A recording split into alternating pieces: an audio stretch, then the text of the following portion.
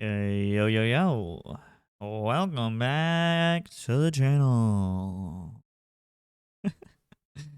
What up? So today I'm gonna make two videos. I'm gonna do my AMC update, and I want to start doing some other stocks as well. But I've just been having so much fun with Spy lately, so I want to talk about Spy. But I want to do it a little different.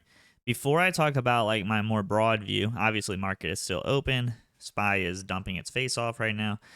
Um, but I want to walk through some of the logic because I feel like I tweet a lot of things out, but the purpose is to help people, and I can't really help people if I'm not providing logic. And a lot of times with Spy, because we're on 0 DTE, I'm trying to get the stuff out there without explaining it sometimes, which isn't necessarily the best thing. Looks like it's about to fail this 422 30 ish retest here, and continue dumping. I think I'm done trading for the day though, so I'm just chilling, watching.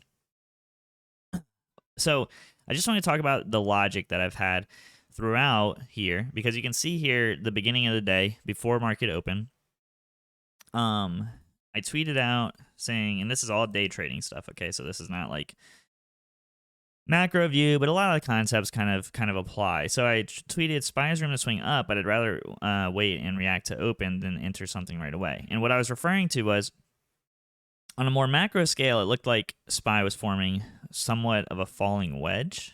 I can show you here. I would assume it would be this as the top line, and then we would have said like maybe on a different time frame, so it's a little hard to tell, but maybe something like this is what we would have said. Yeah, probably like this is what we would have said beforehand. And so maybe not. Maybe it would have been like up here. Hold on, what's the time frame here? 4 hour. Let's do another 4 hour. I guess I should have prepared a little bit better. You're a shell. You're terrible at preparing for oh yeah, it's the macro. Sorry. So here and here, kind of. Yep. And then we were looking at it as a falling wedge, which you can see here did not play out. We are absolutely dumping out of the bottom of this thing right now. So we're going to have to readjust expectations. But just for the time being, we were saying Spy has room to swing up, right? Because at open, it looked like it could have came back up to this resistance line. But I'd rather wait and react to open than enter something right away. Just because, when you're sitting in this kind of middle ground here, when you open, it's like, okay, we kind of got to watch things happen. Oh yeah, Spy's absolutely dumping right now, dude. It's about to go crazy down to 420. It might go to 420 before close. Whoa. So anyway, we kind of did this choppy thing at open. And this is, by the way, this video is not for like your average everyday person. This is a video specifically for people on Twitter that follow me when I'm talking about Spy throughout the day, and hopefully provides some context as to how I'm coming to my conclusions. Obviously, it's not going to be perfect because I'm not actually in real time, so I can't actually feel the emotions that I'm feeling while I'm looking at things, blah blah blah, whatever. But anyway, then we tweeted, watching retest of 50 EMA on the 5-minute chart. So let's go to the 5-minute chart here. And I think that I was getting, yeah, so I said bias is bullish, but I'm chilling with empty hands, so I didn't buy anything. Then you had this dump happen. Let's see what happened whenever here. So my bias was bullish. Oh, wait, I'm all the way over here. What the hell? I said my bias was bullish here in this candle.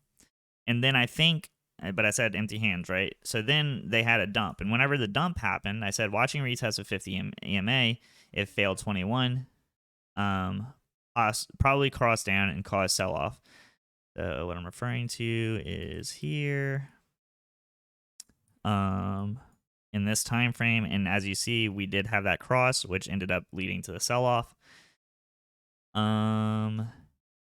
But then I said I'm not buying puts down here because we were so extended away from the EMAs that the put opportunity was here. We missed that, right? And so I'm not going to chase. I said I'm going to wait for the sell-off to happen. I started to talk about potential scalps, a little Drake here.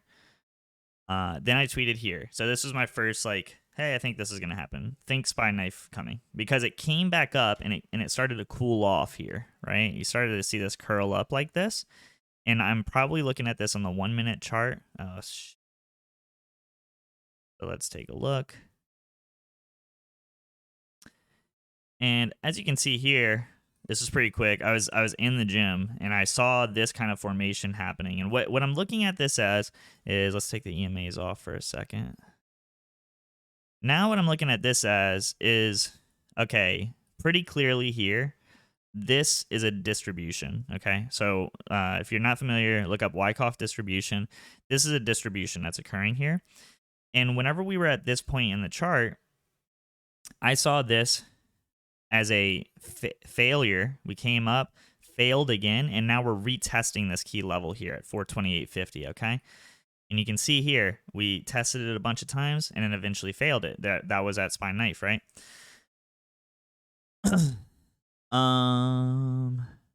So we got out of puts. Well, we trimmed puts and then we put a stop at entry just so that we didn't miss out. I talked a little bit about IV here. And basically the summary of this is, I don't want to buy something that's just collapsing like this. I don't want to buy puts, okay? Because they're going to be so expensive, because the implications within the put pricing when you're spiking down like this is, oh, I mean, if it keeps going like this, it could go to 420 today, which ironically it's at 422 right now. But anyway, and that implication alone makes those puts more valuable. So instead, I'd rather wait for them to cool off, find this sort of movement, right, the sideways movement, so that the pricing can cool off. And even if they're more expensive, the relative price is going to be cheaper whenever I enter, if that makes sense. Maybe that's another video. So here I said, we'll cut puts under 427 or over 428. I think swing up is coming. And the logic here was I remember it was a falling wedge. Okay, so I've talked about falling wedges a lot on the channel. But basically I was seeing it form here. Oh, actually, I guess I would have seen it form here as a break of this downtrend. And then the other side of the wedge maybe was something like this. I can't remember exactly how I drew it in the time. I'm kind of just reacting again. But anyway, once it broke out of this downtrend like this, I was looking at it like, okay, you know, if we come down here and we fail, you know, fail 427, then yeah, maybe the puts can keep going. But I kind of see this as a potential reversal occurring. So I was saying like, hey, I'll hold them until we break either side, okay? I want to close them below 427 or over 428, because I think if we go to over 428, then we're going to pump, right? That's why I cut the puts. So we had this brief break underneath this 427. I was panicking. I was literally in my car in the parking lot panicking, trying to sell them. I was on my way to Walmart because my tire was flat or whatever, and I have an insurance through them or whatever. And then I said barely got out below 427. That tweet was disgusting. It was like all in like a really short time frame that all happened. So that was pretty crazy. And then oh my god, Spy's dying. Oh my god, 421. I should have. I'll tell you what I should have did. We'll talk about the whole day here. So the next thing was she should have bought calls. So obviously, so I tweeted out, I said, yeah, I said, did anyone buy calls on my put exit? You're rich. Because obviously, as soon as I got out, boom, you just had this big explosion up, right? You went up, let's see, boom, here. So almost 1% was the total move, right? So I said, did anybody buy calls on my put exit? You're rich. And then I said, probably coming back to 428 or something, but I think you can come back up to test 430 as of now. Not a position, so don't get greedy on calls. And basically, I was just saying, like, look, you know, you can come up here. Probably come back to 428. Sorry. So you almost came back to 428 here. I didn't get filled here, I remember. And then probably coming up to retest 430. And the reason that we're looking at that is because this was the previous level of failure, right? Once you cross over some of these thresholds, it's like, okay, we're going to come back up and test 430 before we make a decision to either direction that we go. This is obviously a key psychological level, everything like that. So we broke briefly above 430, had a bear bull trap. And I was getting bullish here, honestly. I was getting bullish. And then I said, see, I'm not buying calls even though I see upside. Patience is key. And then I think I want calls if we get down to 427.35 or 427.5, but I want to see weak volume from bears. Let's see here. Let's see. Yeah, so we were still back before this spike here. So we never came back to fill 427.35 to 427.5. The reason that I was looking at those levels, though, was because those were the key Fibonacci's here. So if you draw a Fibonacci retracement, let me delete some of this stuff so it's not as noisy. Well, why? Oh, okay. So from here, what did I say? 427.35 to 4. Yeah. So basically, I was trying to get down here in this lower area. SPY is down to 422. Wow. And then, yeah, then it bounced up, right? So I was looking for. Oh, this hadn't happened yet. That's why. Sorry, dude. I was getting confused. So 427.35 to 427.50. There you go. So this would have been my entry zone right here. But this hadn't happened yet. It didn't come all the way down. It came to like 428 before it rocketed back up. There you go. And then I said SPY running away with all my money when it doesn't get to my entry. Just calls, right? Sometimes you don't get filled. And then I tweeted this, knife. So I tweeted knife right here, and this was probably because it was a rising wedge that I was reading. I remember I was about to go use the bathroom in Walmart because I was waiting for my tire to get finished getting fixed. I would have charted it. Sorry if this video is really hard to keep up with. I probably would have charted it on the 5-minute, I think. In this situation, maybe. Kind of hard to tell. But you can kind of see, price was just kind of getting exhausted here, right? Like, it just seemed like bulls were starting to get exhausted here. Maybe this is better for the 1 minute. Sorry, guys. Obviously it would be better if I could like make this video in real time or whatever. Maybe one day we'll live stream. There you go. Yeah, this looks like a rising wedge. So once I saw it start to fail after curling over like this, I was like, oh yeah, it looks like a knife is happening. We see this rising wedge starting to form here. You could even draw it this way. And you started to see this roll over. I said knife.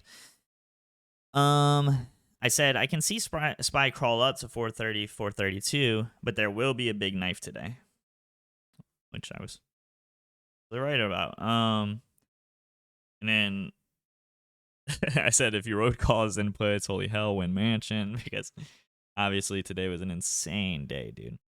All right, so that's a brief summary of what we did so far. That was probably going into lunchtime in the session.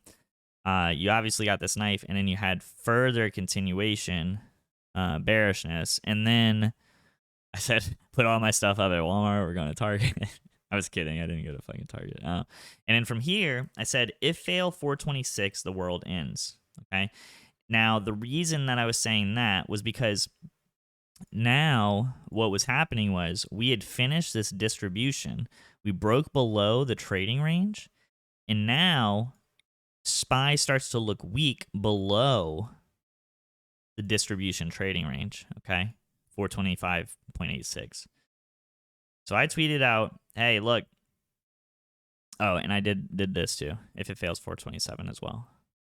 I wasn't like literally 1 minute later. I wasn't like I was basically just saying like, hey, 426-ish to like 427. I would have been basing it on like this, right? I like to see like a little bit of bunching up of price here before I determine a level. So yeah, 426.90, whatever. So I said if fails 426 or 427, like this range, the world ends. So if you're okay holding through that, it could be an opportunity, but obviously risky. Which basically is just saying like, look, if it goes over 426.50 or something, like, hey, maybe you cut your puts. Because if you go all the way to 427, now, the theta is going to be eating you, as well as the implication of, hey, maybe we do swing up, the distribution completes itself, and that's just upside from there. So then eventually what ended up happening was it did come back down, break below 426, tested 426 a bunch of times, and then failed. The world ended. By the way, that I'm not literally saying the world ends. Everybody starts acting like the world's ending. Oh my god, 420.50. Oh, 421.50. It's going to 420. Should have never sold my puts. Okay, it's all right. And then yeah, so that was basically the logic up until that point of the day. Now this is where we had one bad trade today. This was the bad trade. Bad trades happen, but fortunately for us, we kind of got out of the way of this one. I said short-term falling wedge can flip bull here quick if power hour if it holds above red line, and that would have been like here ish, yeah, like oh no, it's like this. Is it like this? I think it is like this. And then it's like this. Obviously, this is on my phone, so it's a little bit harder to tell. Scaling might be a little different, whatever. But yeah, so I was looking at this as like a falling wedge. And then we entered here, calls, boom. So we had this moment where we were like, okay. Oh no, look, it's like this. Dude, I cannot get the scaling right on this. What the hell? That's weird. I guess I'm just doing it in real time, right? But basically we said, oh, let me put that back up, sorry. We said calls, boom, because we saw this as, boom, we're bouncing off of the bottom of this line, and maybe we're going to have our breakout of this falling wedge. Now,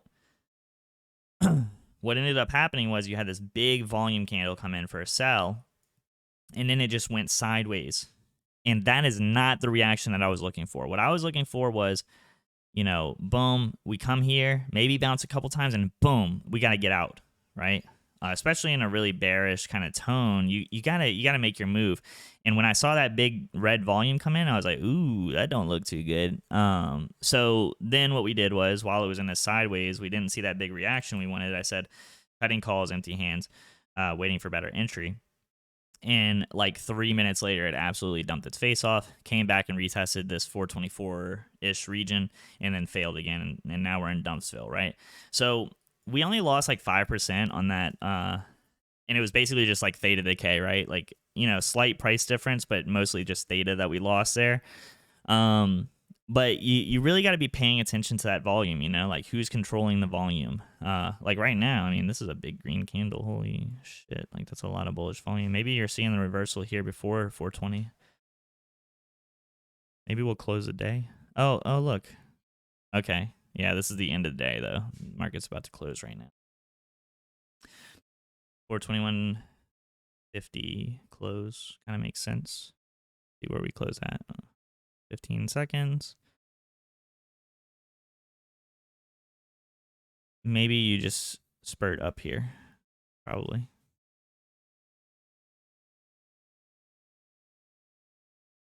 Okay. Yep. 422 above. Yep. Okay, so you're in post market now. All right. So now that the market's closed, I guess we can do like our more macro analysis on SPY. So let's zoom out. Take a look at where we think things are going. But hopefully that was educational somewhat for you at least. I know I was all over the place. I kind of did it on the fly. I shouldn't have done that, but and look, I did this SpongeBob emoji like, whew, dodge a bullet there when we got out of this calls. Let's see. So yeah, I mean, dude, you are in full double bottom territory. Like from a bullish standpoint, you need to be saying, hey, this is a double bottom, dude. Or I mean, you could look at this as a Wyckoff accumulation. Man, the chart does not look very good though. I gotta say, like the volume is just so bearish to me. Let's go look at OVV right quick. Try and get an idea of yeah, man. I don't know. That does not look like accumulation to me. Looks like dumps, dude. Dumps. So now that doesn't mean that you can't just like bounce in again in the short term and then continue to consolidate in this way, but yeah, I mean you have significantly less volume on balance than you did here. So that's not looking too good if I'm being honest. Let's look at the larger EMAs maybe, and we can see if there's some support coming sometime soon here. Yeah, you're well below your 200. Let's look at the weekly. You're well below your 50. Yeah, this is rough, guys. Yeah, this week, oh my goodness. This is a vicious rejection off of the 50 EMA, guys. Yeah, wow, this is interesting. Tough market. If you're just holding, you know, like whew, tough. Brutal. Especially if you're in like individuals.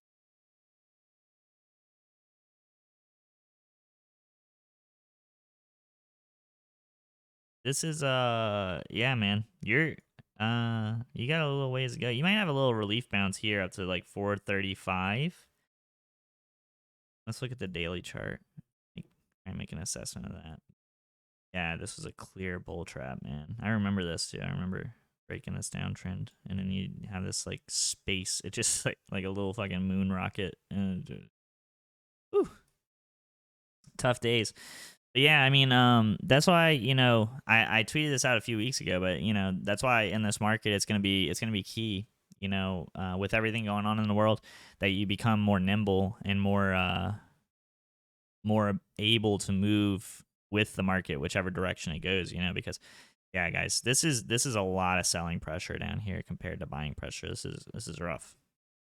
I mean, this thing looks like let's see if we can get like a macro fib. Yeah, this thing looks like it's let's do it off of log scale. Yeah, so I think you're definitely going to 417.50. No doubt. No doubt. I mean, that looks like a certainty. Yeah, and then I mean you are probably going to $400. Yeah, you're going sub 420 and you're probably going to $400. Now, from there, I think that you probably have a chance at a rally. Hopefully, it's gonna get really ugly if you go down here to the 618, the 707. So you're gonna want to turn around before $400. Probably, like you're at $400 is what you're gonna be looking for. So yeah, that's pretty much how I'm seeing SPY right now. Pretty bearish, not gonna lie. But maybe you pop off with this double bottom. This is a key resistance here. You got resistance here for a few weeks, maybe even a few months, and then you retested it and claimed it as support. And now you're trying to double bottom here at this 420-ish level. So definitely gonna be something to watch for. That's pretty much how I'm seeing SPY in the long term.